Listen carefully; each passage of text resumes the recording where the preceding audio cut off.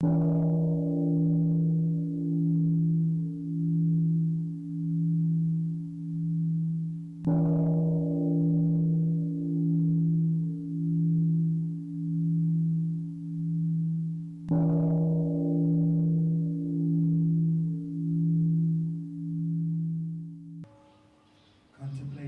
before chanting. The Sangha is invited to come back to our breathing so that our collective energy of mindfulness will bring us together as an organism, going as a river with no more separation. Let the whole Sangha breathe as one body, chant as one body, listen as one body, and transcend the boundaries of the elusive self, liberating from the superiority complex, the inferiority complex, and the equality complex. จงเป็นวันที่ดีและค่ำคืนที่ดีจงเป็นวันที่มีแต่ชีวิตอันเป็นสุขจงมีทุกวินาทีเป็นทั้งวันและคืนที่ดีด้วยพระพรแห่งองค์พระรัตนตรัยปกป้องทุกสิ่งให้รอดปลอดภัยสัมมาชีวิตมามีทั้งสิ่งที่อยู่ในดินแดนที่บริสุทธิ์สัมมาชีวิตแห่งไตรภพพร้อมบัลลังก์แห่งดอกบัววิญญาณทั้งปวงตระหนักใน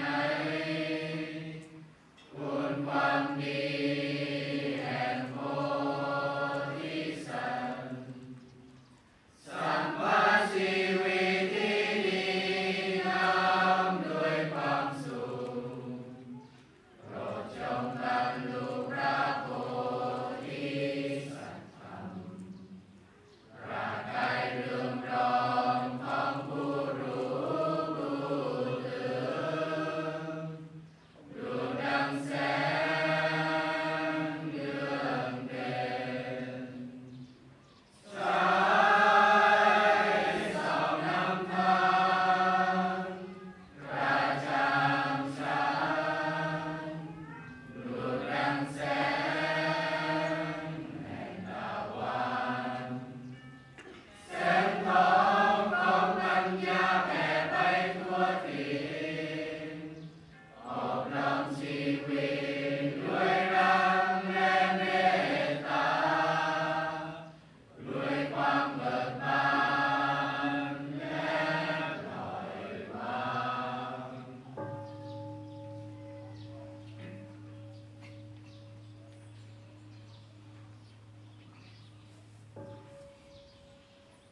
From the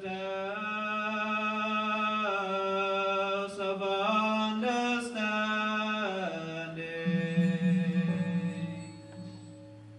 a flower of great heaven's bloom, the Bodhisattva stands majestically upon the waves of birth and death, free from all affliction, a ray compassion illuminates all seeing.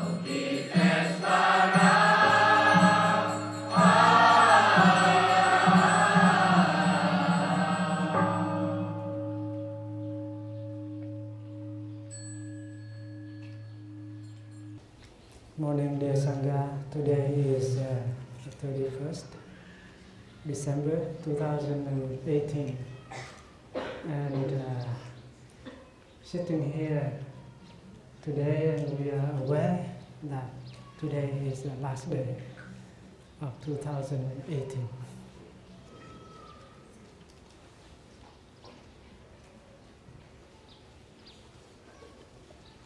And we are also the second last day of the retreat. We have one more day.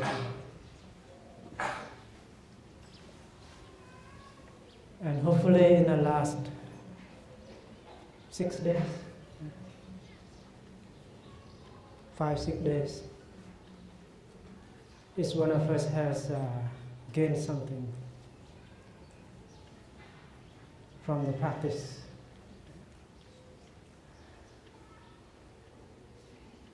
And we can see that also, we can feel, right? Everybody looks so joyful, happy, and loving. Right? If you look on the left and on the right, and you can see them, they are happy people. Right? Do you look at yourself in the mirror? Or sometimes? Do you see the difference? From the first day, and then the second, and then so and so until now. Right? You can see the difference. Your face is more relaxed. Your eye is smiling more. Right? Not your mouth only, but your eye is smiling also. You look more free and more peaceful. I think myself, I have been enjoying your presence in the retreat. Yeah. It's like taking a delicious things that even more delicious than the food that we are eating every day. Right? And that is thanks to the Dharma, thanks to the practice. As long as testing. The Dharma is wonderful, and right as long as we start working on it, we can feel the joy and the happiness, the transformation and healing.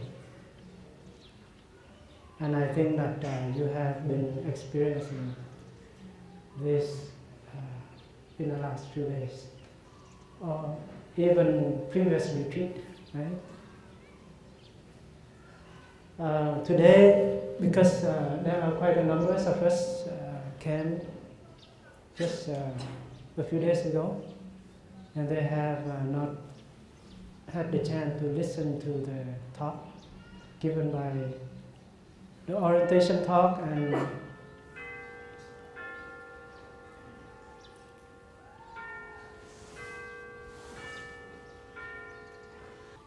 the talk given by Sister Annabelle, Sister Jindit, and Brother Pháp Khâm. So I just want to briefly overview what has been shared. And my topic today is a bit difficult. So you have to be very attentive. And I also have to be very attentive myself. It has to do with perceptions.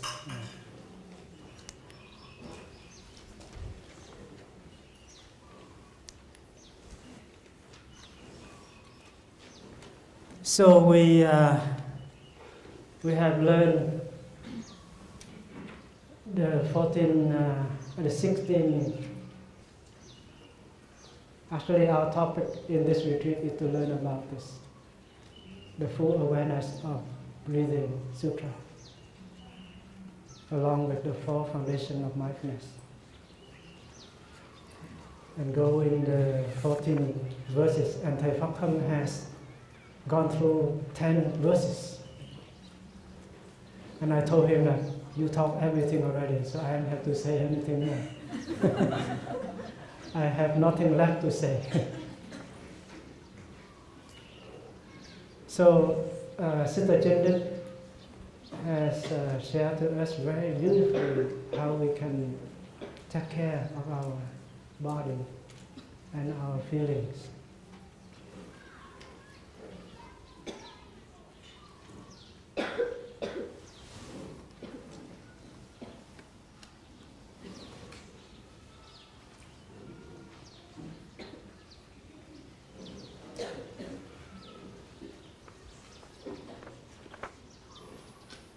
I use this because even I write on the board, many people cannot see when there's far. So this is more easier. And I have some Chinese words on it.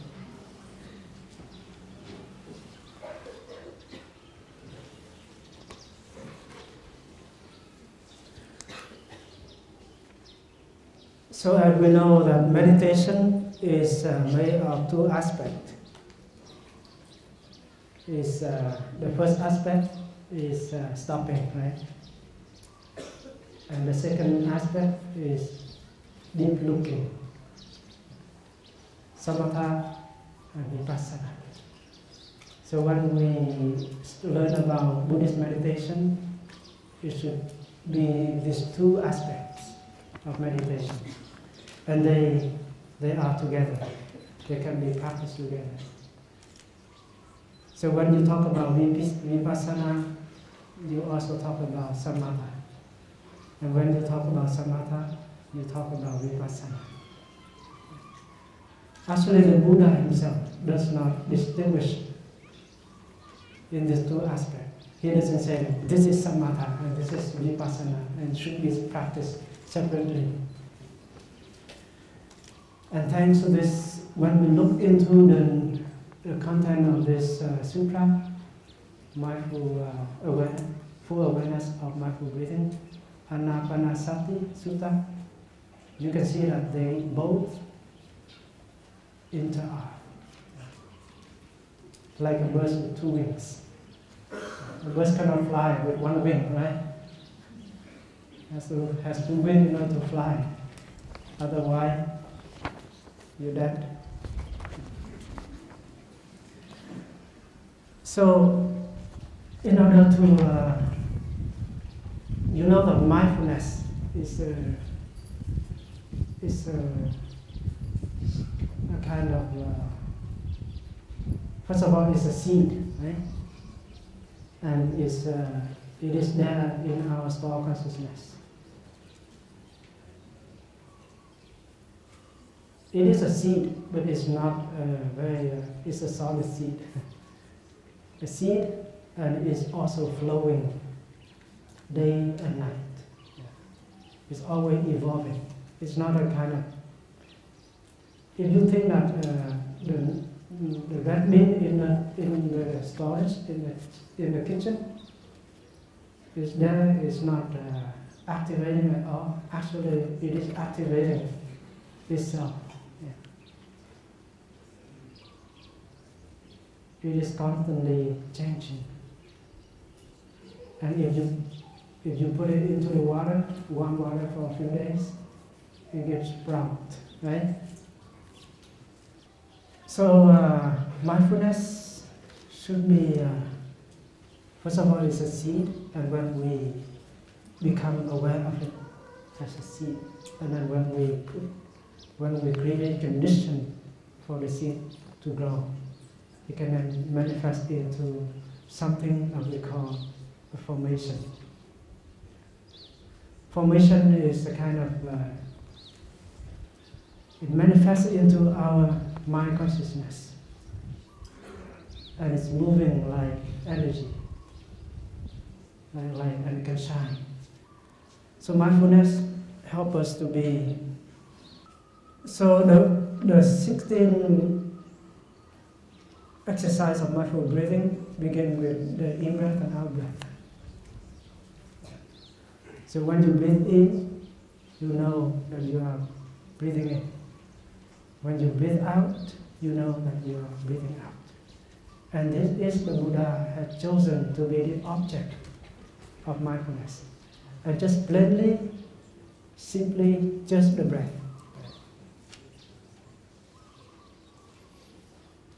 And what is the outcome for this practice, for this exercise? The outcome for this exercise is to bring our mind back to our body. Because our mind normally not here. Our body is here, but our mind is somewhere else all the time. Thinking about the past, about the future, about what to do next, what will happen next, things like that. So our mind is not capable of being with our body. Means are not capable of being in the here and the now. So how can we, the essential of the practice is making the unity of our body and mind. As Sister Chandra said, that body and mind should be one, should be together. And that is the essential of meditation practice. So the in-breath and out-breath is kind of chi. It's like air, and it's flowing in and out in our body system, and it's part of our body. So when you breathe in and out like that, you pay attention, you bring your awareness to the in-breath and out-breath, and suddenly your mind stops thinking. And your mind go back to your body, to your breath, and be one with that. And suddenly you are free from thinking. And this, we have to train ourselves every day. When our mind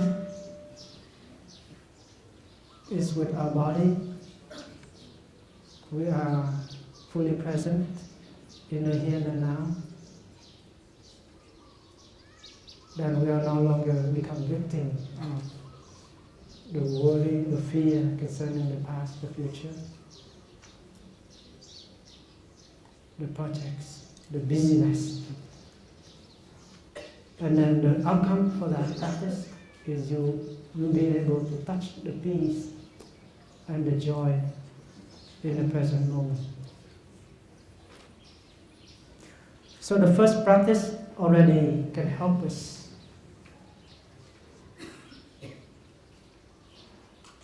be in the here and now, help us touch the joy, the peace in ourselves, and touch the refreshing and healing elements around us. Why? Because there are so many things that we can be happy, we can feel joyful with in the here and now. But because we are captured, we are caught in a certain thinking. My happiness should be like this, should be like that. I have to transform all this suffering in order for me to be happy. You don't have to do that. You don't have to transform all your suffering in order for you to be happy. If you transform all the suffering, you will not be happy. Right?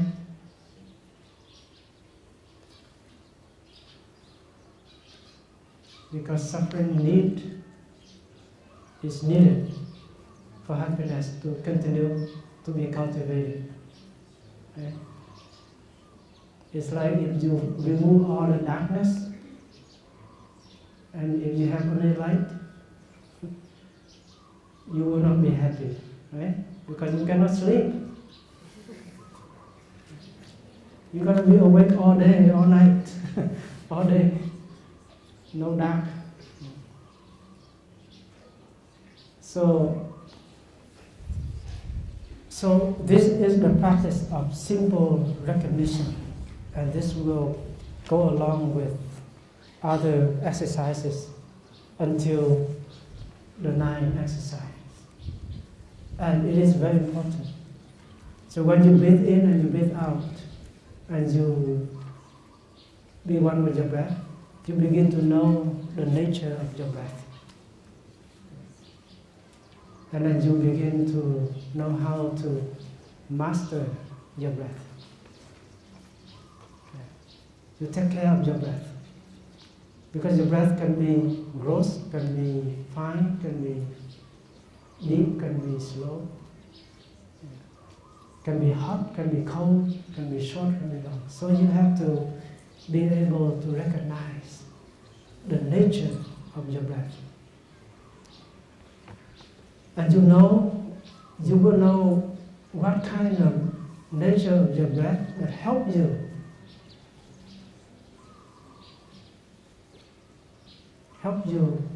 become peaceful and relaxed, and you train yourself in that.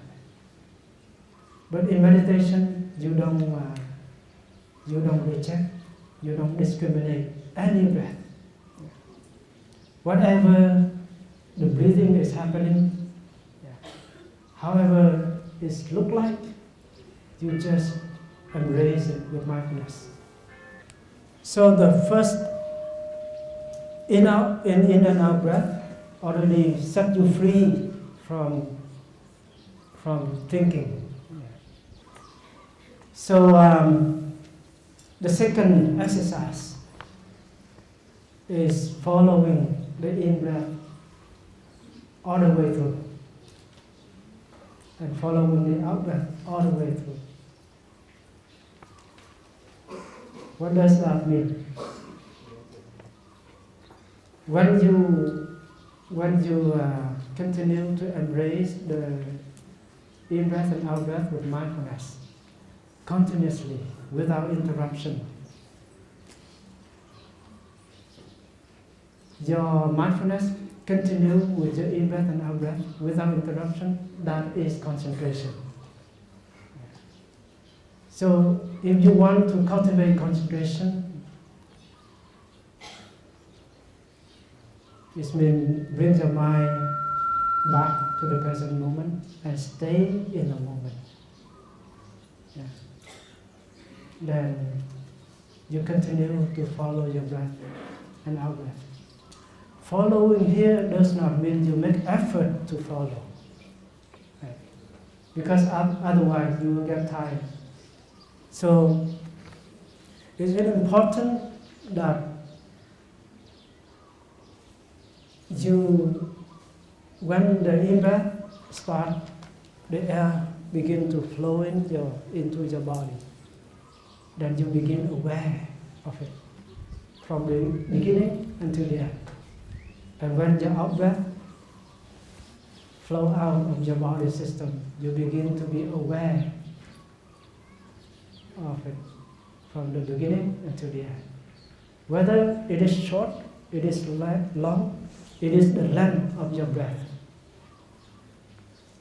And you just simply follow that. And what is following the breath? Mindfulness. It's not you, it's not someone following the breath. It's mindfulness. Energy of mindfulness. Shine in that in-breath and out-breath. And mindfulness is one of the mental formations, is the mind. Among the 51 mental formations.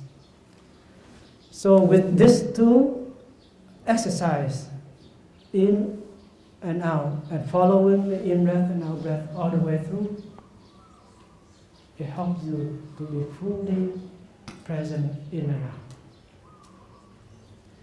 And it helps you know what is going on. So while you are breathing like that, there might be something is coming and going in your mind, in your body. You don't suppress, you don't push it away, you don't kick it out. You just breathe and allow them to breathe with you.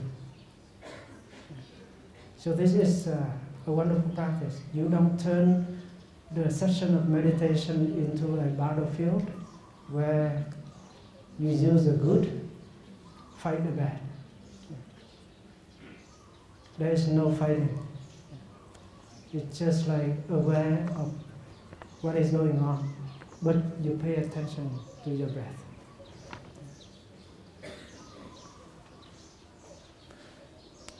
And breathing like that is the practice of stopping, calming, bringing peace to our body and our mind. The third exercise, you begin to be aware of your body. Is it mean that you leave your breath? No. The breathing continues all the way through in your whole system of practice, process of practice. But now your mindful breathing transports one more object, and that is your physical body. So mindfulness, breath, and body are together.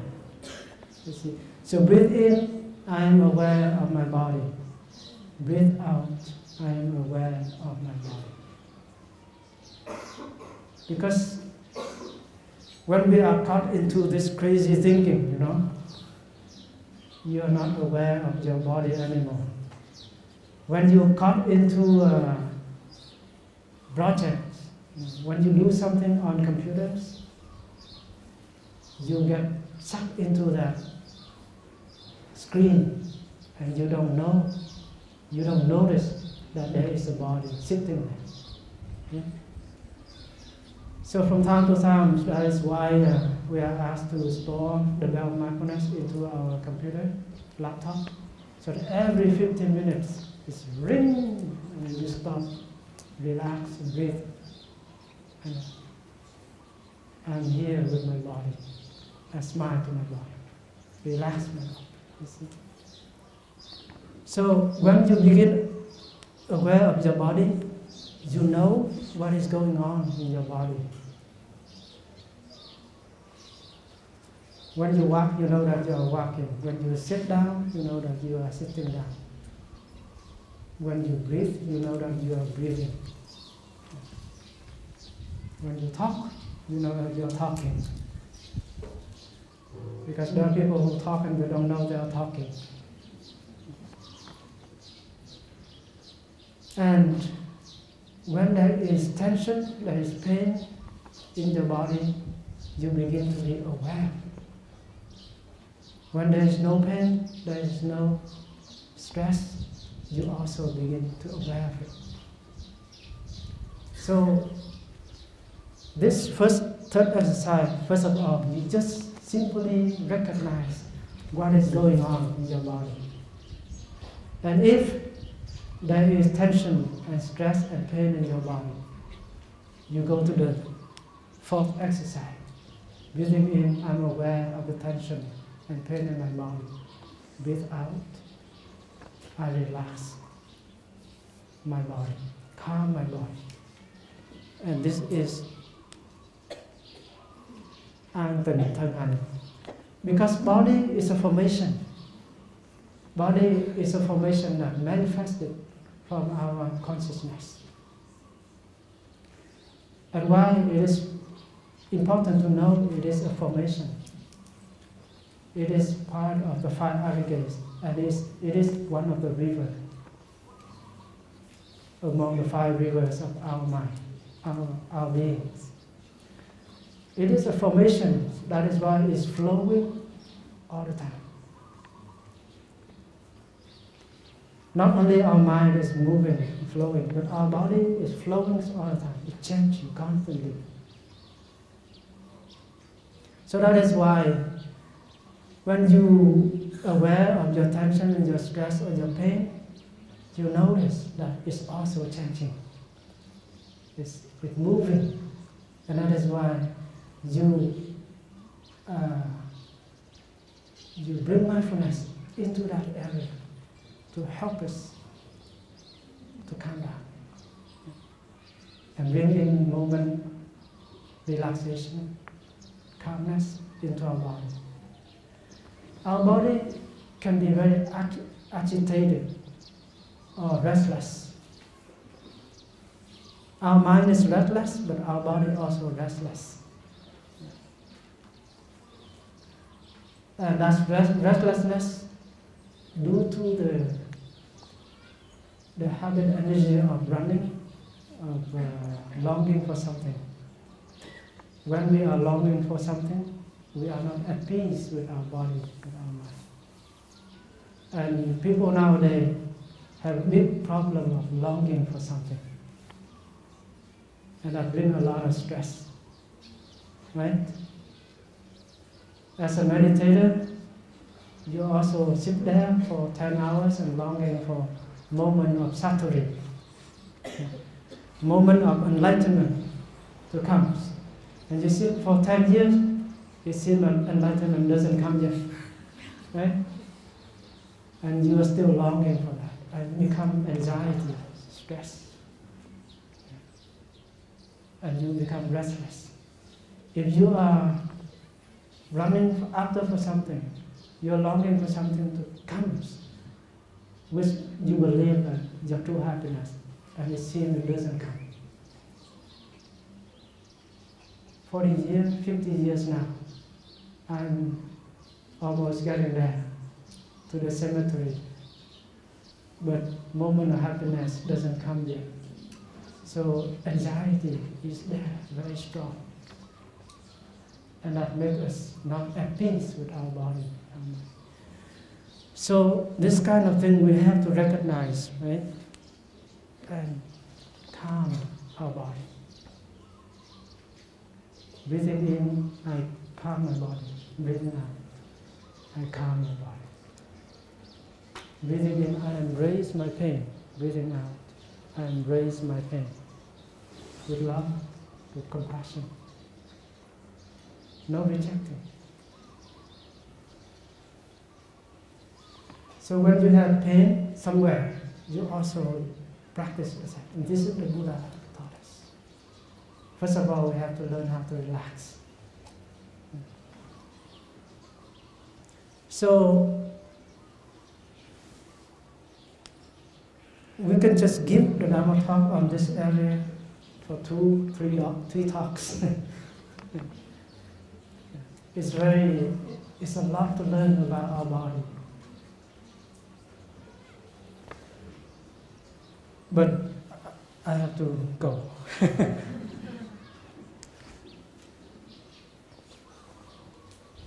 The key is here is to practice stopping, calming, and relaxing.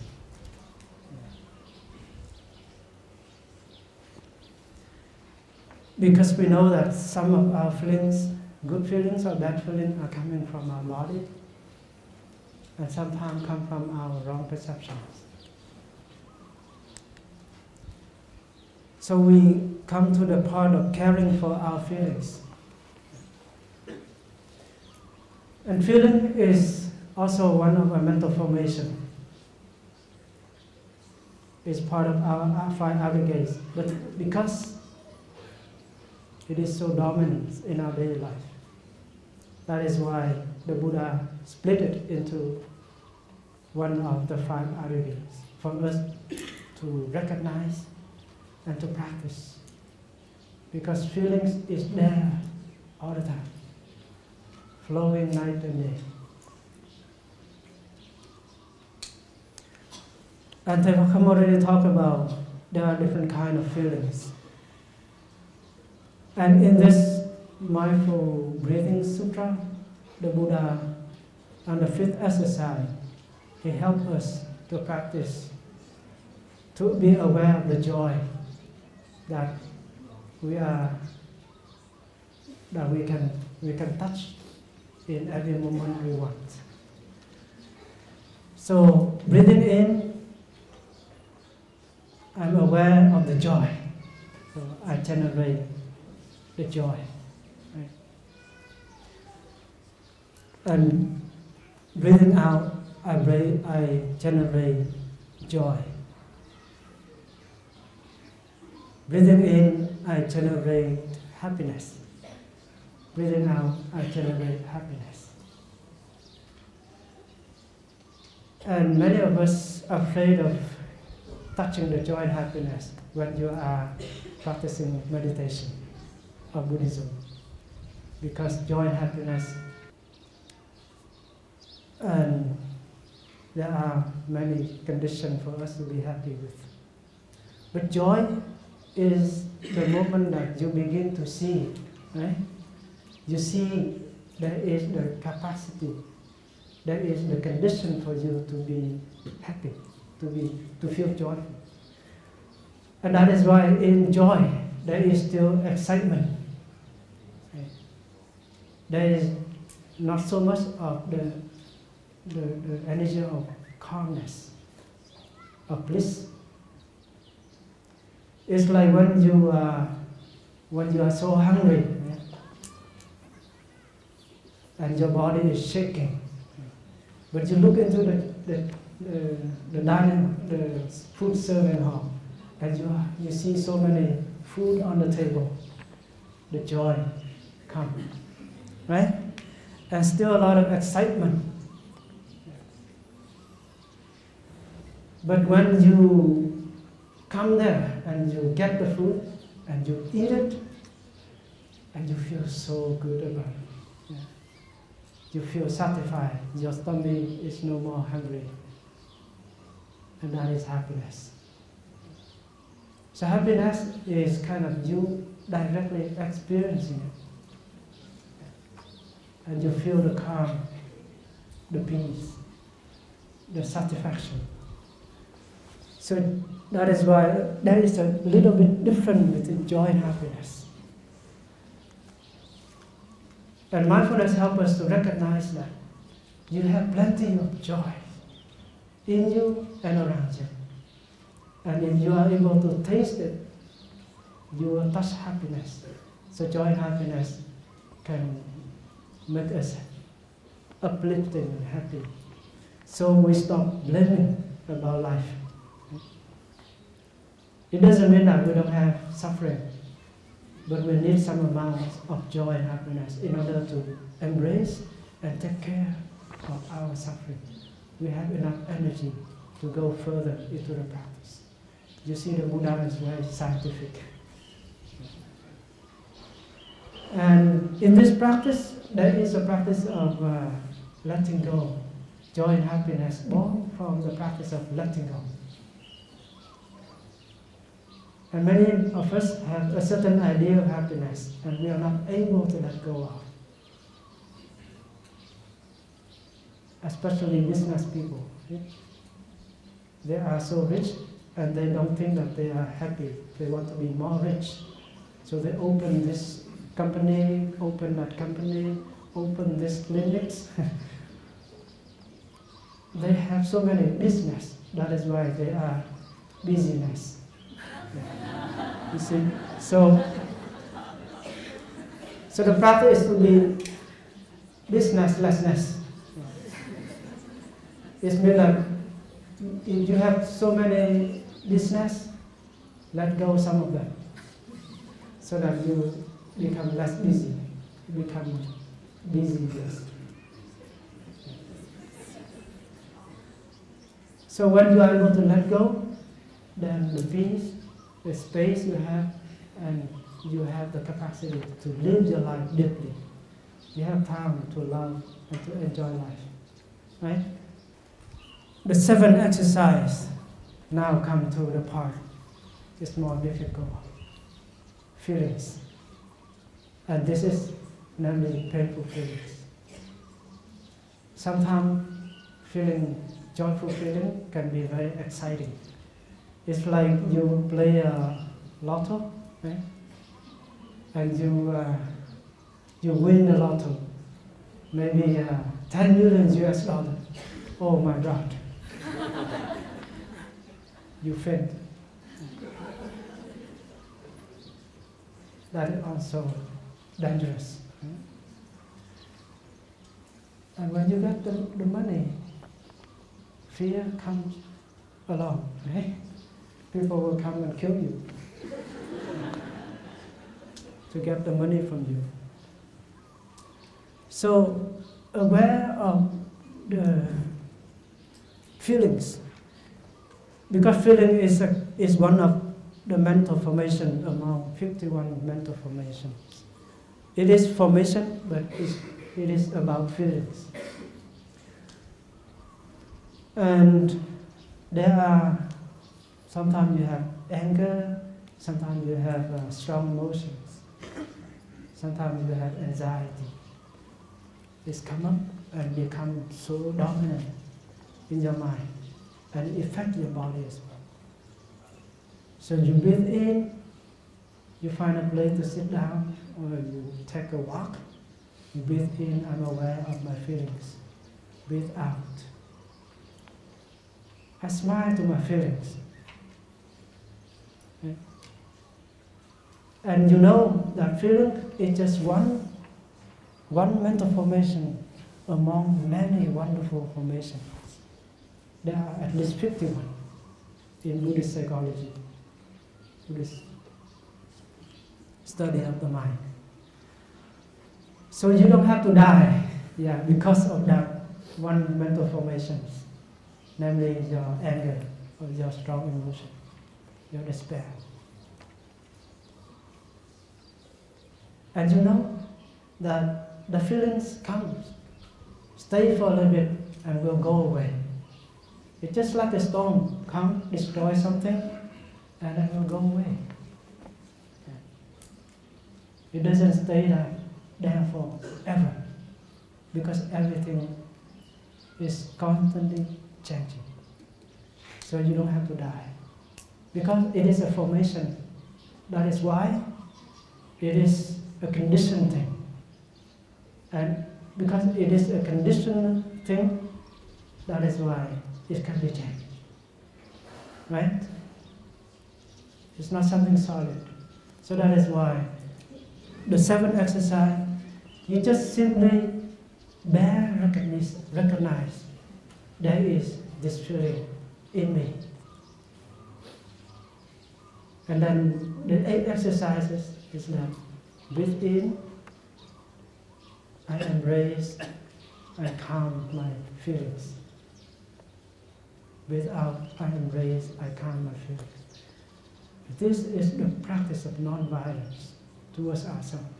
We accept whatever it is happening in ourselves with peace, with love that we have generated in the previous mindful breathing exercise.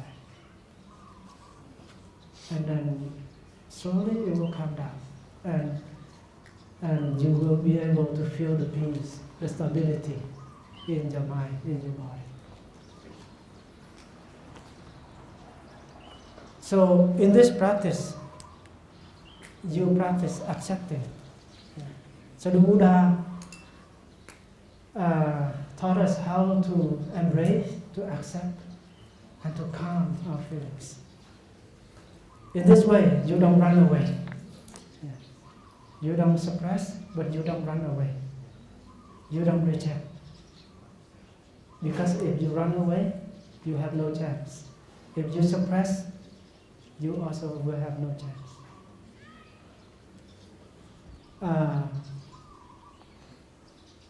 So that's how the Buddha taught us how to take care of our feelings. So he knows that sometimes we have so strong feelings, right? And it's so difficult to take care of it, to face it.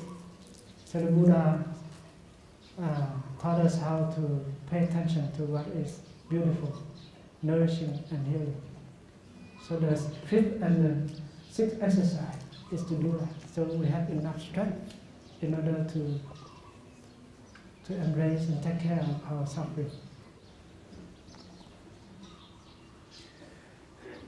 Again, here is continue in the practice of samatha. Stopping, calming, bringing peace into ourselves.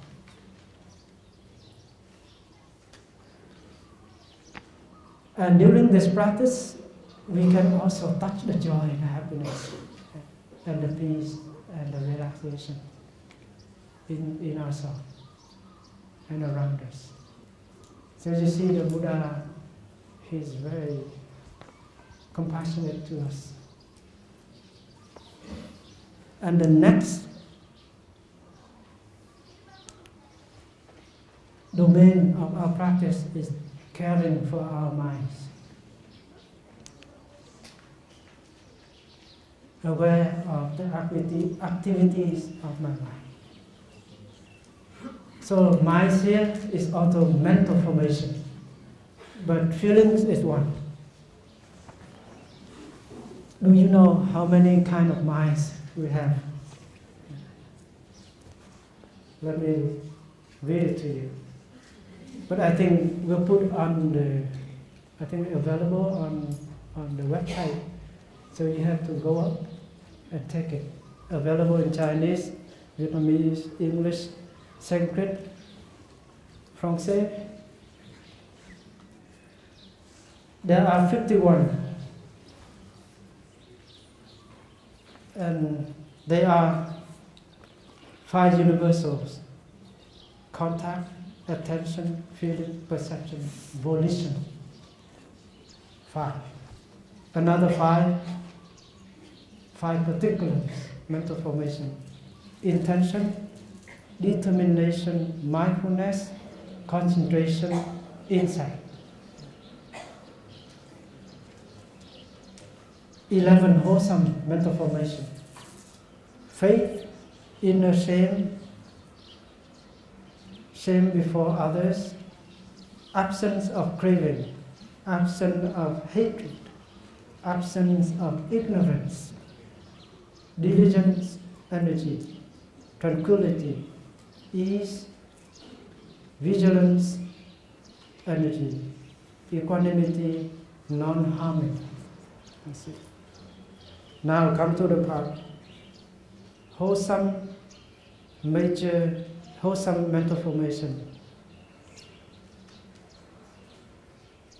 Added by Thầy. This is added by our teacher. Non-fear, absence of anxiety, stability, solidity, loving kindness, compassion, joy, humility, happiness, fearlessness, freedom, serenity. These are mental formations. 6 primary unwholesome mental formation: craving, covetousness, hatred, ignorance, confusion, arrogance, doubt, suspicion, wrong view.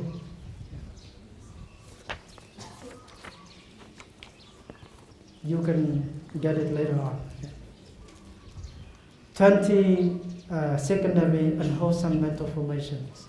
10 minor secondary unwholesome: anger, resentment, enmity, concealment, maliciousness, jealousy, selfishness, parsimony, deceitfulness, fraud, guilt, desire to harm, pride, and so on. We have restlessness, drowsiness, lack of faith, unbelief, laziness, diligence and negligence, forgetfulness, distraction, lack of discernment, fear, anxiety, despair, regret, repentance, sleepiness, initial thought, sustained thought. All this kind of mental formations is like wave in the river of our mental formations of our lives. So every day, every moment, from time to time, this can come up and that can come up, come down, like wave. So the Buddha said, every time any one of them manifests in your mind, you become aware of it. Breathe in, I know that there is anxiety in my mind. Breathe out, I smile to anxiety in my mind. You see, that is the first practice of simple bare recognition. This is very important. It means that you don't suppress it, you don't reject it, but you don't run after it. There is two attitudes, whether you run after it or you reject it. And in meditation, you should avoid this attitude. And just recognize, be aware, that's all. And when you continue with your mindful breathing, slowly you will calm them down. Just as you do with the 8 exercise or the 4th exercise, calming your body. The same principle. So not intervene into what is happening there. Recognize what is there as it is. No label, no criticizing what is there. And this is important. Otherwise, the more you struggle, the more you panic, the more you try to fight against it, it will get stronger. It will take you far away from who you are and from the present moment. And the 10th exercise is that breathing in and making my mind joyful, happy. Breathing out, I make my mind joyful, happy. And again, you look into your stored consciousness. You know that there are so many wholesome seeds, wholesome mental formation lie deep in your consciousness. You just call their name and they will come up. Right? And you make your mind become very uplifting, joyful and happy. Like the seed of forgiveness, the seed of peace, the seed of understanding, the seed of mindfulness, the seed of faith. There are so many things like that. You just call it now and they will, please come. And it will come. And this is the practice of right religions in the Noble Eightfold Path. Right religion doesn't mean that you will sit there for 10 hours and then you get enlightenment. Right religion is mean that something that is beautiful and it's not manifesting yet, you make it manifest. When it already manifests, you try to practice in a way to maintain that energy as long as you can in your daily life. When something is not good, if it comes, it makes you suffer, then you don't allow it to manifest, to be touched. And when it is already touched and it's grown, manifest in your mind, you practice in a way that you try to bring it back to the form of seed, back to the store. So it doesn't cause you suffer, doesn't harm you, and doesn't harm other people. And this is the practice of right religion. So when you, it's like when you think that you want to be happy, right? So you go on the internet, the website, Thai Plum Village, and you register for retreat. And then the moment you register and you get a reply, you are okay to come, then you feel happy already. And when you come here in the 5, 6 days, 7 days, every day you are being watered with wholesome seed. That's why you are so happy.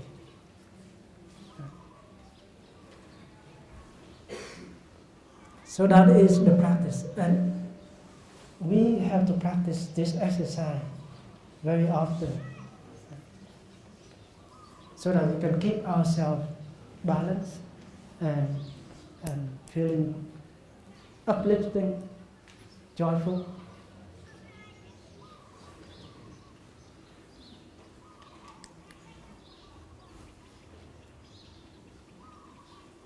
And now come to the part, concentrating our mind. Breathe in, I concentrate my mind. Breathe out, I concentrate my mind. So, you see meditation, you see up until this exercise, the Buddha is still teaching about samatha.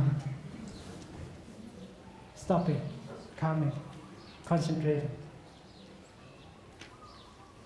Because we are not so good at it.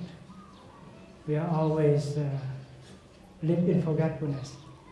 Right? We are not be able to concentrate ourselves. That's why the Buddha took at least 12 exercises in order to help us to do that. So there are so many different kinds of minds. Right?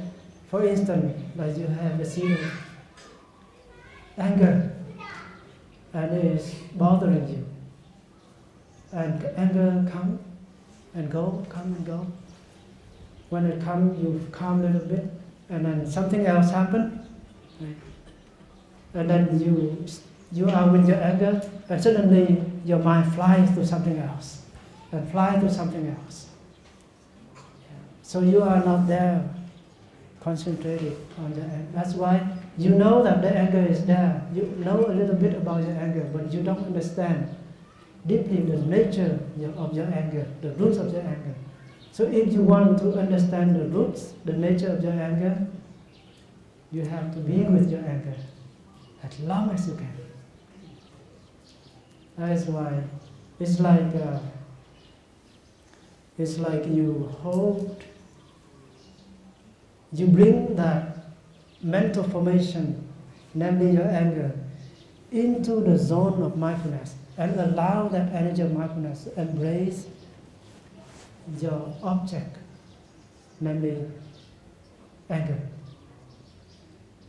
And the more you embrace, the more your mindfulness continues to shine and to be there without being interrupted by something else. Then the energy of mindfulness continues to break through into the heart of your anger. Is mean at that moment, concentration also there. Yeah. Because concentration is the continuation of mindfulness without interruption. You understand this part? So mindfulness is like different particle of light. But the particle of light of mindfulness continue to generate and generate and generate. It becomes concentration. It's like you are holding a piece of wood and you're holding a magnet glass, and then you collect the sunshine. Right? And then you just continue to focus that sunshine into that point, and then the sunshine becomes powerful enough, it will burn that piece of wood. Right? So it's the same. You bring your mindfulness, you bring your mental formation that you want to understand about it into the point of mindfulness, and you continue to shine, to embrace. With mindfulness, give rise to concentration, and concentration give rise to understanding. So,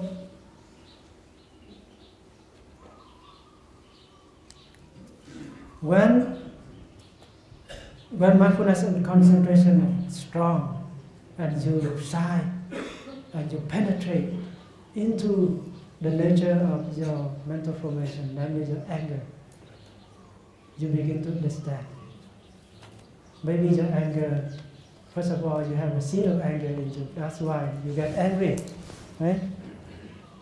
And then you begin to understand that the seed of anger is maybe transmitted to you by your mom or your dad, or even your grandma.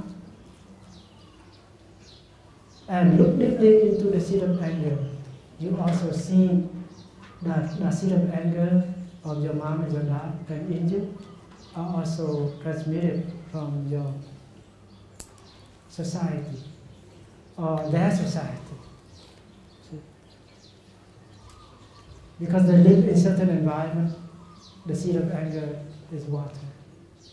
And the seed of anger also transmitted to you genetically. And in your daily life, you have not able to practice and to transform.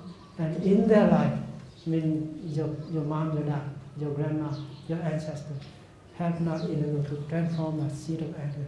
That is why it's kept in the store consciousness. And when you are born with your anger at the same time. So look deeply into that, you begin to understand. And if you look into your daily life right now, the way you live, the way you eat, the way you associate with the people around, with everything around you, it also brought the seed of your anger. So when you begin to understand the nature of your anger, you begin to liberate your mind. Right? Once you understand the nature of your anger, you will not become victim of your anger anymore. You are free from your anger. And say that you get angry at your dad because he dared to say something, to do something that makes you suffer, right? But your dad also victim of his suffering. So when you look deeply and you understand like that, you no longer get angry with your dad anymore. You understand, and you begin to feel compassionate for him. And when compassion is there, you feel happy, and you know how to reconcile with your dad. That is liberation.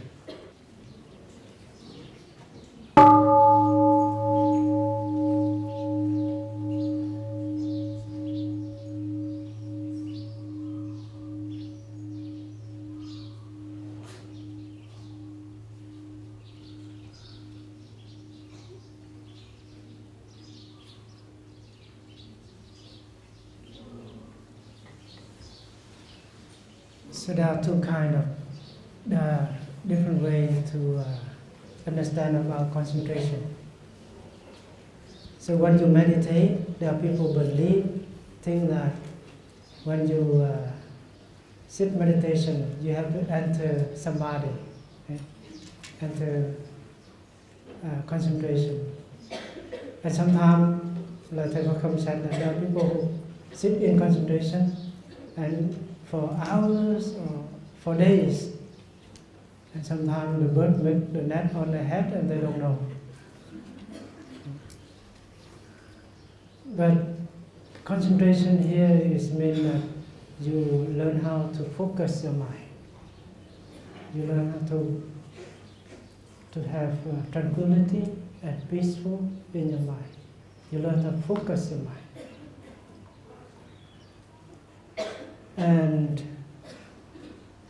But when your mind is focusing, then you begin the practice of deep looking. Yeah. But be careful, you don't distinguish this is stopping and this is looking deeply. The moment you are able to have, you practice successfully stopping, is also you have deep looking. It's like when the lake is calm, you begin to reflect everything. But it doesn't mean that when there are still little waves, you cannot see things. things begin already to reveal when the leg begin to calm down. In a way of processing, you see, until it's really calm, you begin, it reflects everything. So clear for you, so that you see the true reality as it is. So, in this area, we deal with objects of minds. So in our daily life, we have a certain way of perceiving things, and that is called perception. Mind here now, object of mind here is perception. And you see in Chinese words, there are two parts. The first part is tướng, is mean mark, the phenomena. The appearance. Like the laptop is a tướng.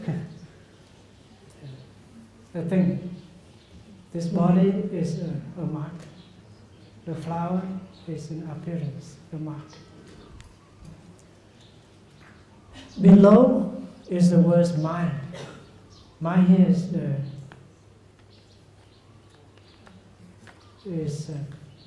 perceive, the perceiver.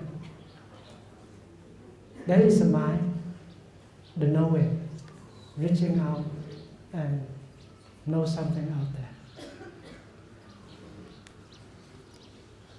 But in our thinking, people think that they think dualistically that there is a mind here, reaching out and perceive something out there, and they are two separate. But actually, they manifest together. Perception is always perception of something, and perception, the subject and object of perception manifest together. It's like when you say eat, who eating, and what is the thing that you're eating. So when you say I eat, it means I should eat something. I cannot eat and eat nothing, right? So I eat hamburger, or I eat rice, I eat bread. Yeah. So subject and object should always manifest together. But in our daily life, most of the time we perceive things wrongly. We don't see things as they are. We see things in our narrow mind, narrow way. Like, for instance, you are married and you have your wife or your husband, right? And sometimes in love, you don't actually love that person. Yeah. From the moment you fall in love with that person, you form an image of your love. And that image does not have anything to do with your love. You just love the image that you create by your own mind. And you put that image of your love into that person, and you love that person. And you blindly love that person. That is why falling in love, you fall into the hole of love. And you are so blind, and you think that everything is so beautiful. She has long hair, and she has bright, big eyes.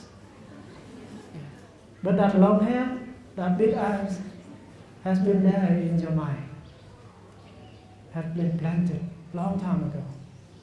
Maybe you love the long hair of your mom, and you bring that and project on that person. And then that is why one day after you married a person, and the image that you have about her, is totally different. She is not the way as you think. She doesn't like long hair. She cut short. Right? And you suffer so much.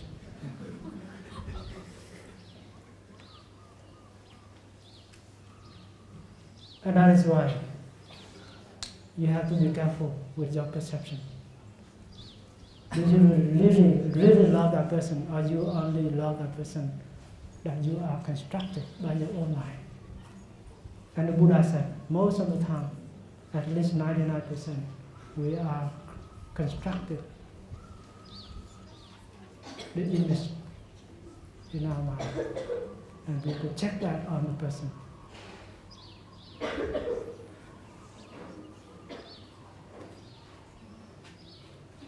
Where there is perception, there is deception.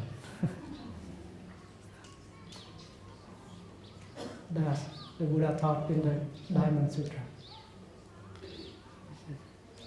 So you have to be mindful. Do I love that person as she truly is, or do I love that person with my own image?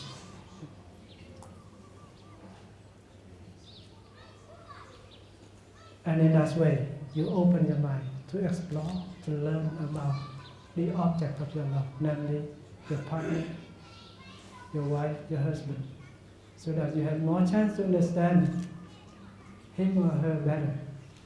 So the happiness to love can be cultivated.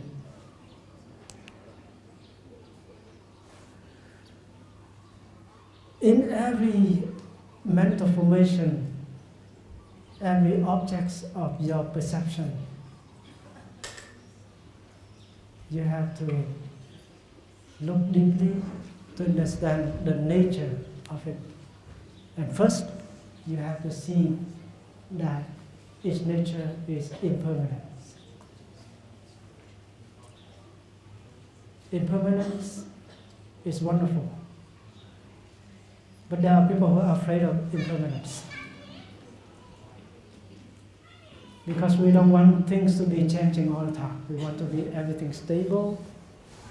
Yeah, right?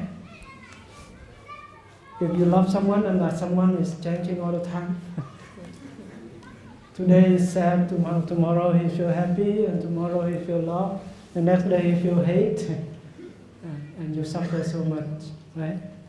So you have a tendency to grasp that person, that he should be stable. Everything in my life should be stable, and I'll be happy. But that is not the case. Everything changing. But in our mind, we believe everything is permanent.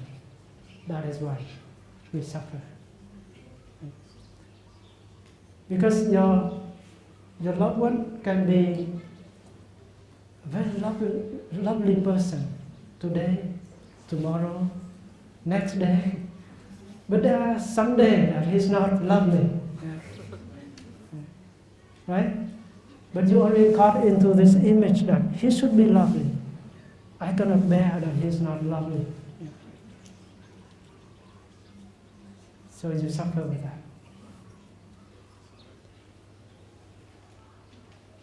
And then you say, why you are like that? You used to be so lovely. Why now you are not lovely?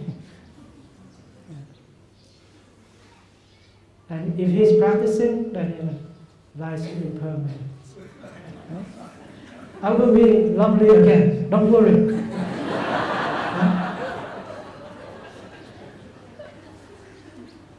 But also depends on you.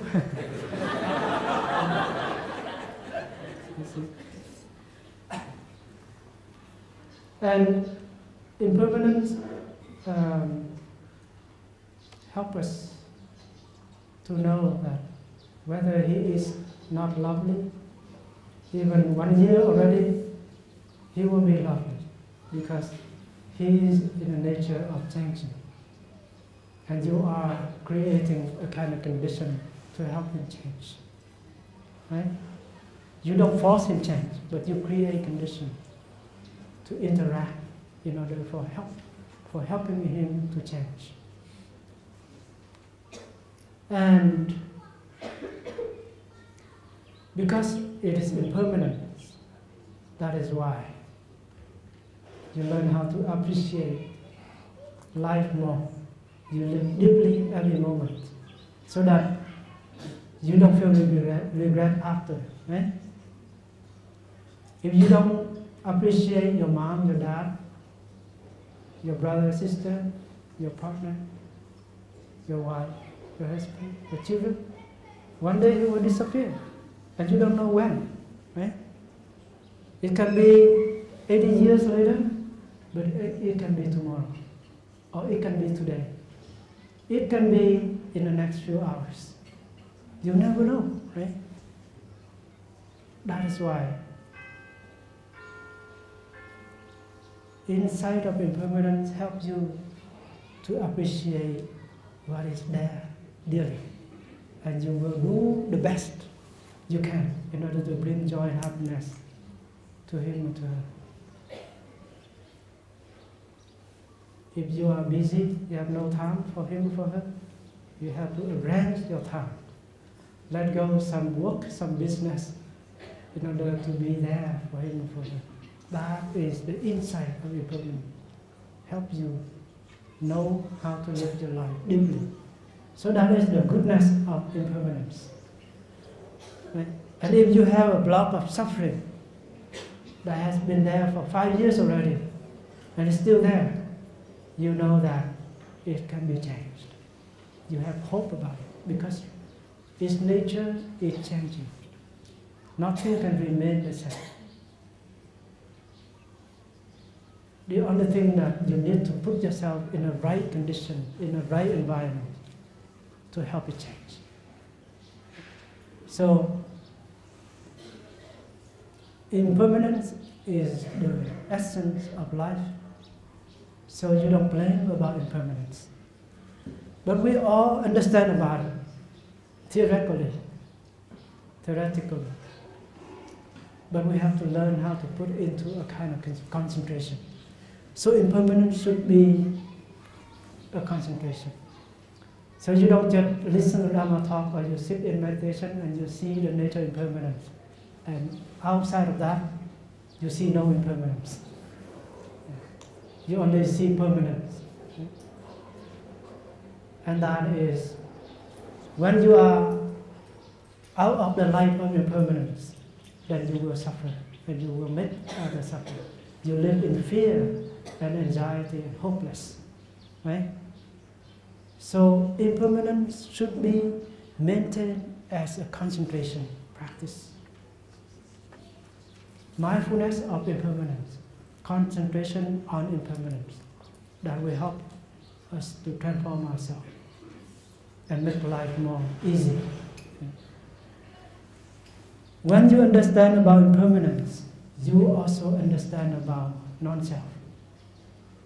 Because impermanence and non-self are together. If you understand impermanence alone, and you don't see non-self, you don't understand impermanence. Impermanence in the term of time, but non-self is in the context of space. So, because things are changing. But why is changing? Because it's a conditional things. And it always interacts with everything else around us. That is why it has no self. Something has a self, it cannot change. It doesn't exchange and interact with everything else around us. But in true reality, there is no such a thing we call self. Something that is stable, even now in an atom, right? An atom, a particle, is full of space. And it's changing all the time, right? In an atom, in a particle, it's changing all the time. Sometimes it's a particle, but sometimes it's wave. And there are times that wave and particle at the same time. You see? So even in particle, the smallest elements of material is always changing and interacting. So space and time is the two reality, but in the same. Two different things, but in the same reality. So when you understand the nature of impermanence, you begin to understand that no self. And that is why you are able to let go of an illusion that there is a self. And what is a self? A self is something that is existing by itself alone. But if you look into a flower, you see that a flower cannot exist by itself alone. It needs to intervene with everything else, right? The cosmos, the sun, the rain, the water, you, me, the retreats. If no retreat here, then this flower can be somewhere else, not here. So you see that there is the interconnection, there is the nature of interbeing.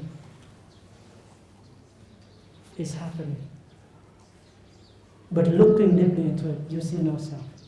So when you look into your body, you see that the body is a formation. The body is made of many things. Made of your mom, your dad, your ancestor, made of your culture, history, made of the sun, the rain, the carrot, the tofu, the cow, the mosquitoes. You think the mosquito is bad? No. The mosquito also play a role of making ourselves. So you know that this body is empty of itself, but it's full of everything. So once you understand about the nature of impermanence of no self, you understand also the nature of interbeing, emptiness of your body, and your feelings and your perceptions. When you look into the nature of your anger,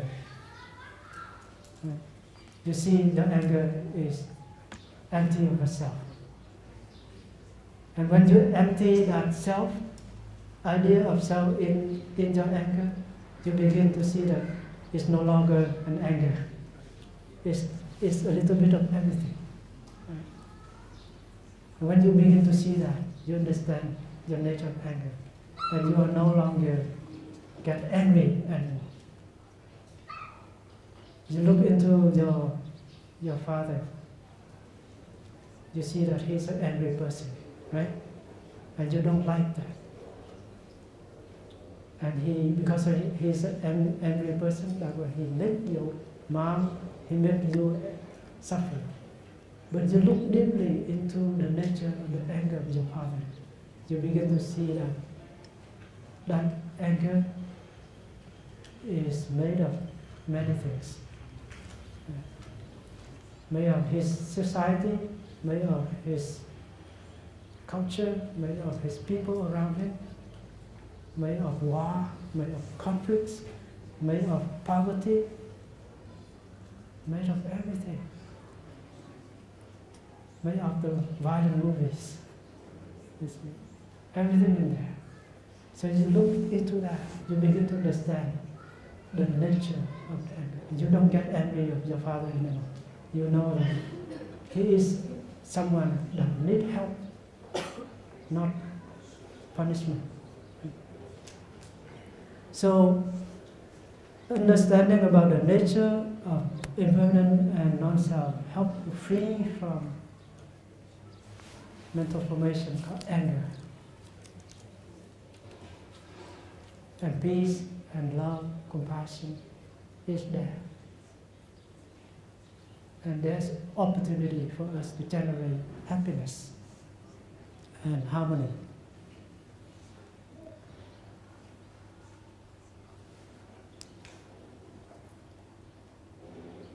Breathing in, I contemplate non-desire. Breathing out, I contemplate non-desire. Non-desire means we believe that money, power, so on, will make me happy. But it's true that there are many people who have a lot of power and they always live in fear. They have a lot of money and they also live in fear. They are not necessarily happy people. But we will live like that. And its nature is not for us to run after. So, Thais use this image. The Buddha used the image that desire is like desire in that aspect of fame, wealth, sex, so on. It's like you're holding a torch against the wind, right? And the fire will catch you. It's like a piece of bone without meat, nothing. But the dog is nibble that bone all day, all night, and never feel satisfied. Now they give a dog a plastic bone, right? And the dog just nibble that plastic bone all day, all night, and believe that his happiness. So we are like that. So they contain seeds of suffering, but we believe that they bring happiness. That's why. Looking deeply into its nature, you understand, and you don't run after it. And this kind of insight should be maintained in our daily life. But there is good desire, right? There is deep aspiration. There is a desire to love and to bring peace and harmony into society. That is deep desire. That's something that we need to cultivate in our daily life. And we know that it will make us happy and make the society a better place to live. Contemplating on Nirvana is meaning no birth and no death. Birth is an idea, and death is another idea. Looking in the phenomena world, we see that there is birth and there is death. There is you, there is me.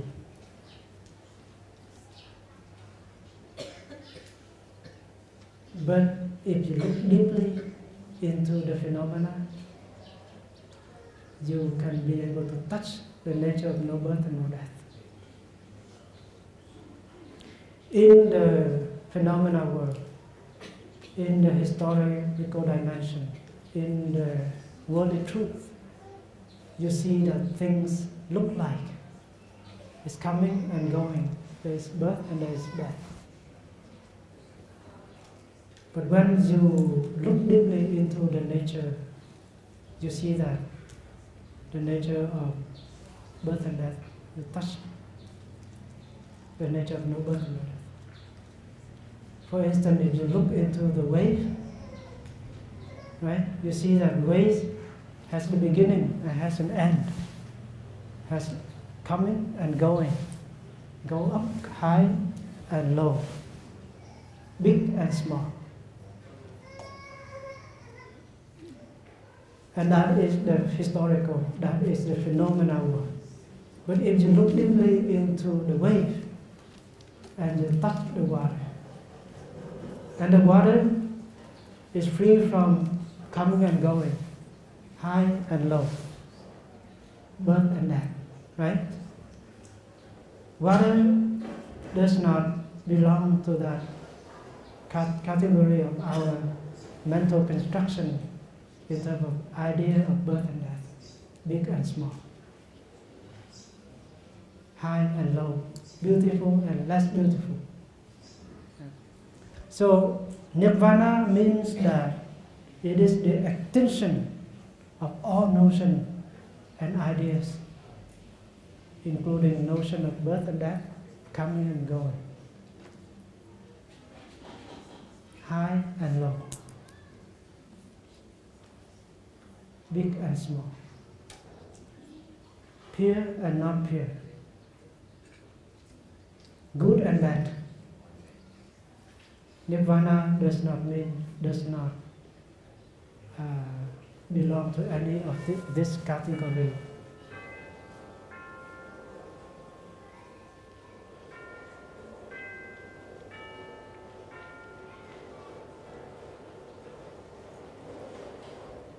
So when my grandmother passed away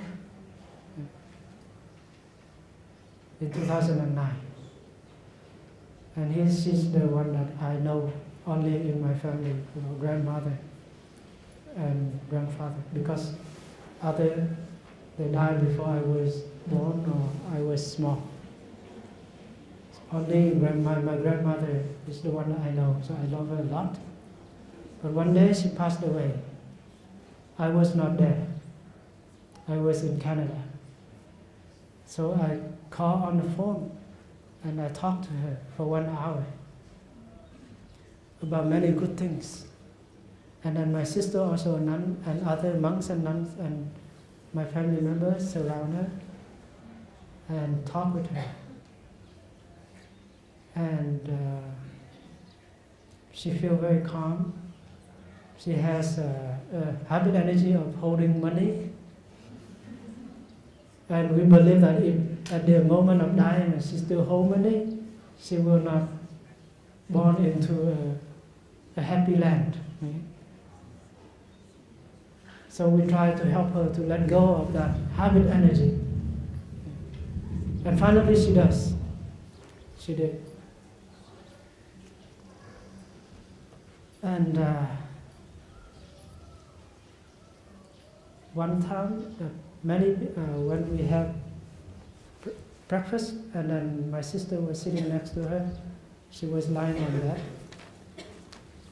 and she read the sutra on teaching given to the sick, dying people. And after almost the end of the sutra, and suddenly she died peacefully.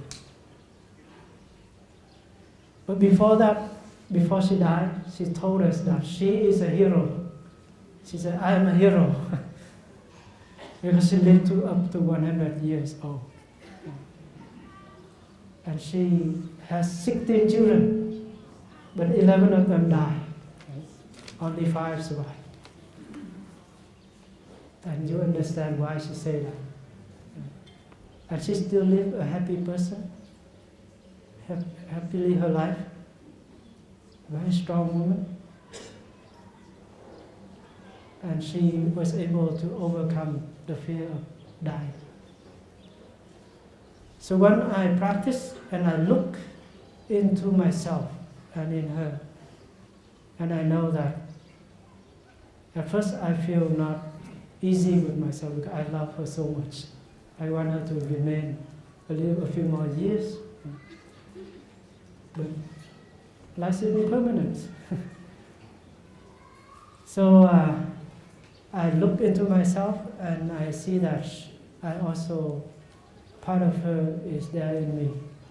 And I see not only physically, but I also see that there are many things that I receive from her. Many good qualities. And I also see that her quality is also there in my father. And I also receive it from my father.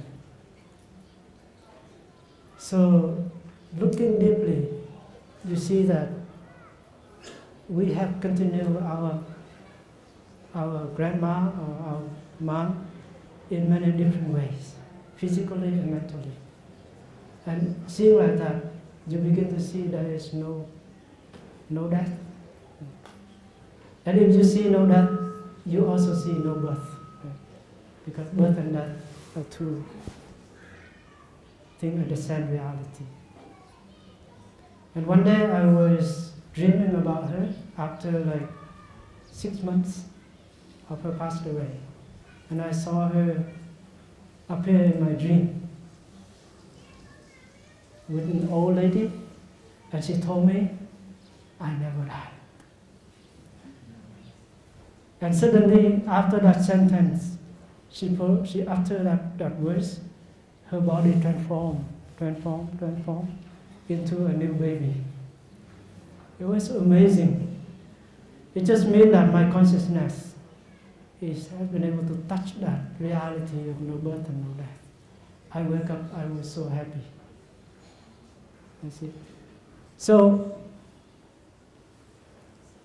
in the phenomena where my grandma died, but looking deeply into the death of my grandma, I see that she's still there in me because I'm still alive.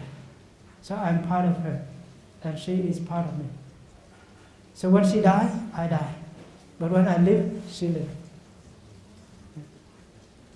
And not only in me, in my father, in my uncles, in my aunts, and in her descendants. So look into these people, you see that they are continuing her little bit of her, partly of her. So you see so clear that sometimes you look at someone in your family and say, oh my gosh, she looks like grandma, right? Actually not alike. She is your grandma. But new manifestation, right? So you touch that. And if you want to do something for your grandmother that you wish to do but she passed away already, you can do it for her through your brother, your sister. If you want to love your mom, your grandma, love your brother, forgive him, embrace him. That is the best way for transformation and healing to take place. So, Nirvana is mean the extinction of all notion and concept. So when you was born, is the moment of birth, right? But actually that is not birth.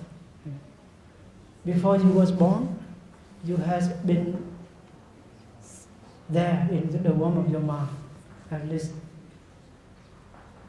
how many months? 9 months, 10 days. So you was there already. Do you need to be born? No, right? You only manifest when the conditions are favorable with the right amount of time and space. Then you just pop up, manifest yourself. So you are not born. And then you live your life to the moment of you call death. And then you see that you are finished. You become nothing. From nothing you become something, and then from something you become nothing. From birth, and then to death. And after you die, and you see that you are no longer existing. That is not correct. Because before you die, you also, the time that you remain living, you are impermanence, and you have no self. That's why you are constantly changing. You are input and output all the time. Right? You are partly of your son, your daughter. You are partly of your friend. You are partly of everything around you. So you are changing and interacting all the time. Life is a continuum, but it's not a constant continuum. is changing continually. So, after the moment you die, and part of you becomes something else, transformation, transmigration. You become partly the cloud, and you become partly the rose, right? Because your ash being spread into the garden, and you are partly the rose, right? Maybe the carrot, and someone eat the carrot, and you are partly of that someone. You see, so life is a cycle. It's moving and transforming into many different forms of life. So look at you, right? You are like this, but you are also a little bit of everything in the cosmos. You are there. So the insight of impermanence of non-self helps you touch the reality of Nirvana, which means no birth and no death. And when you are able to touch this, you are free from the fear of birth and death. To live is wonderful, and to die is also wonderful. If you don't die, you remain like that all the time until you are 500 years old. And everything becomes so strange for you. Right? Nobody knows you.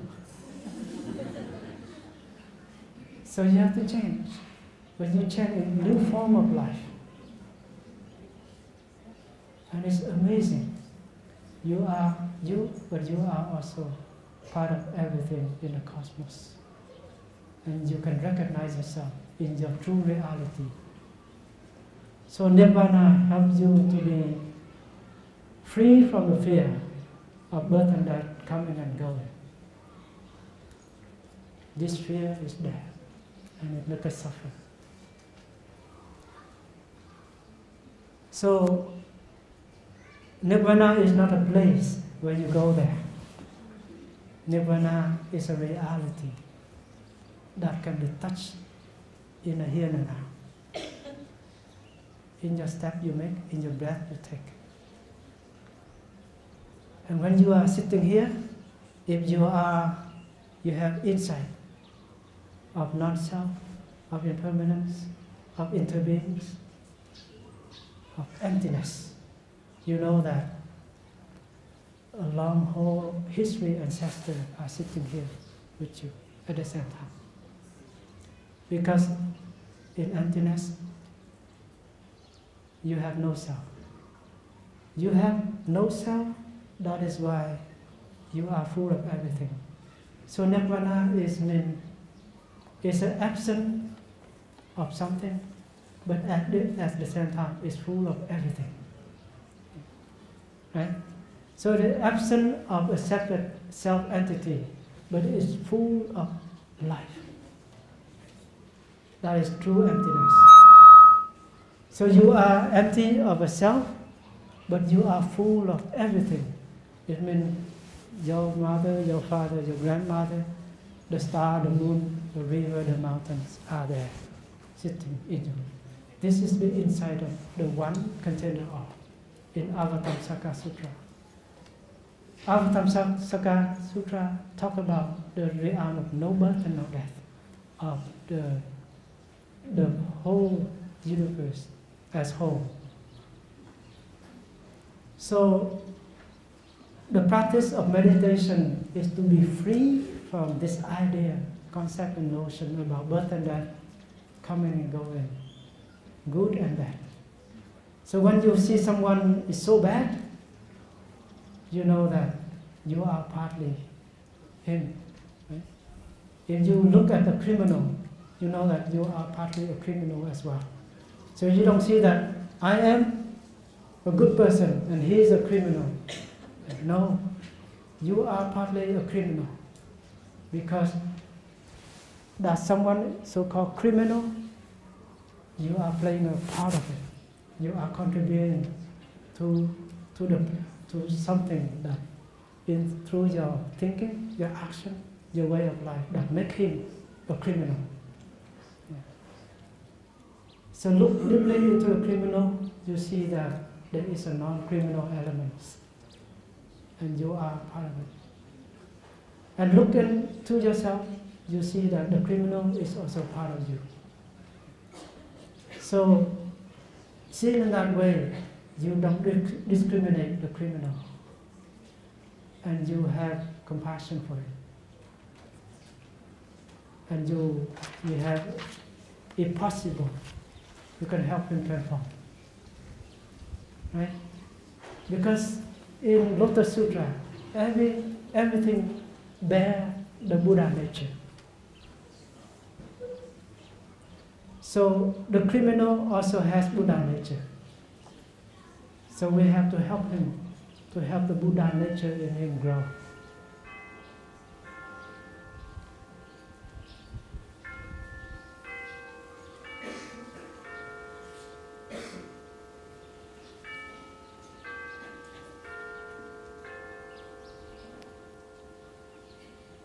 So the last exercise, contemplating on letting go. So letting go here, it just means you let go of the idea, concept, notion about birth and death, coming and going, so that you can touch Nirvana, the nature of no birth and no death. So the practice of meditation is to remove fear of birth and death, so that true happiness can be possible. Even idea of Pure Land. If you have a certain idea about Pure Land, let it go, so that the Pure Land can be revealed to you. Right? If you have an idea of Nirvana, let go of the idea of Nirvana, so that real Nirvana can be revealed to you. Because Nirvana is there, but you have a certain idea how Nirvana should be, then you lose Nirvana. If you have an idea how the Buddha look like, you read in the sutra, the Buddha should be like this, like that. And when you go to the market and you see someone full of energy of Buddha, she has compassion, love, she has freedom, she has a beautiful smile, and you don't see that is the Buddha, because you caught into a sign of Buddha. So let go of the sign of Buddha in order for the real Buddha to be touched. Okay? That's why Master Rinpoche said that if you meet the Buddha, kill him. It means to kill the Buddha concept, Buddha idea, so that the real Buddha can be manifested. So the Buddha can be a baby. Yeah? And if you are caught into a sign of Buddha, you will not see the baby as the Buddha. But the Buddha can be a baby. A Buddha can be a beautiful flower. Yeah. But you don't touch, you don't see the Buddha is a flower. A Buddha can be an autumn leaf, beautiful, and you don't touch it, because you have a Buddha like that. Yeah. So let go, kill him, so that the real Buddha can be manifested to you. If you have your husband, and you have a certain mark of your husband like that, kill him. So that your real husband can reveal to you. Our tendency is to grasp something, an image of our love, and we make our love suffer because of that. So mindfulness, concentration, insight help us to get in touch directly to the reality that is happening at its ease, so that you don't hold anything in your mind and project by that person. That is direct experience. So, kill your wife. So that your wife can be a real wife, appears to you. That is Zen. So letting go is important. Don't hold on to any image, any idea, any notion. Then the true reality will appear to you. And you see the teaching of the Buddha, step by step, help us touch the reality of true happiness. Anyway, forget everything, okay?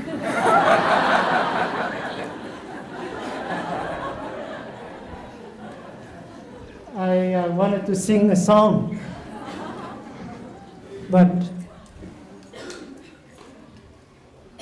no time. You want to listen to a song?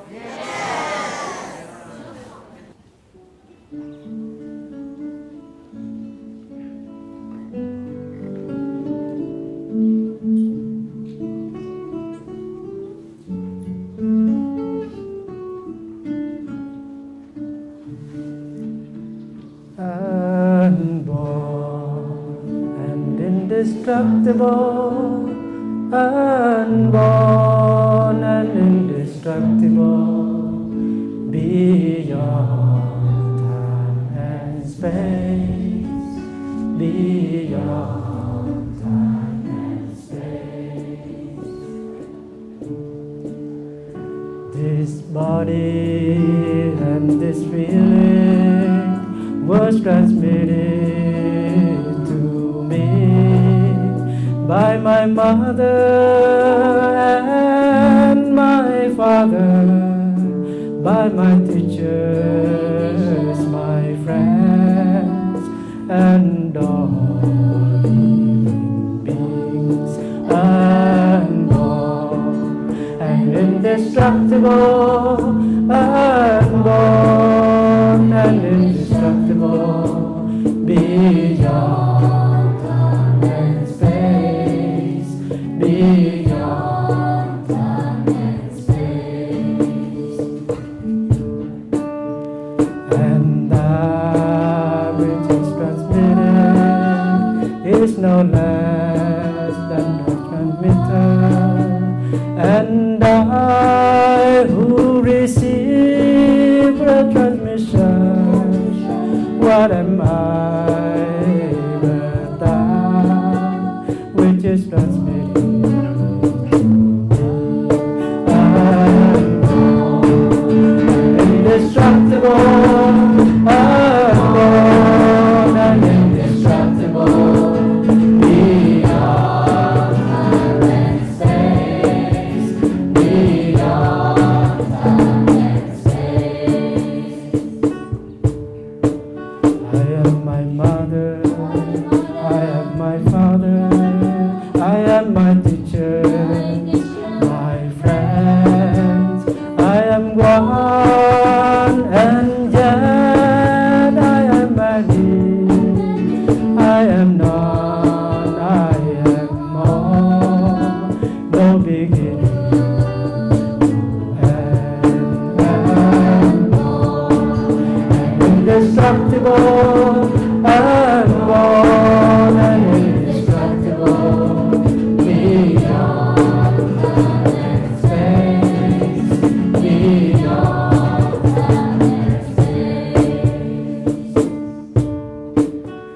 This body and this feeling were transmitted to me by my mother and my father, by my teachers, my friends, and all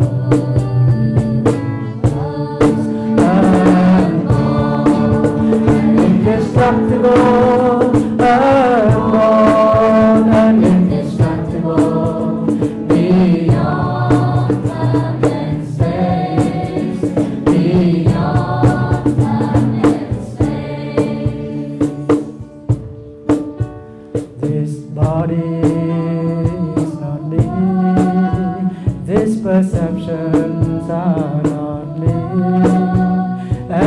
I, not limited by this body.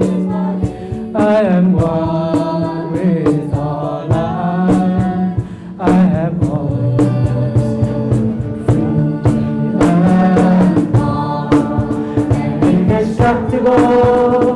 I am born and indestructible. Beyond time and space. Beyond time and space. I am born and indestructible. I am born and indestructible.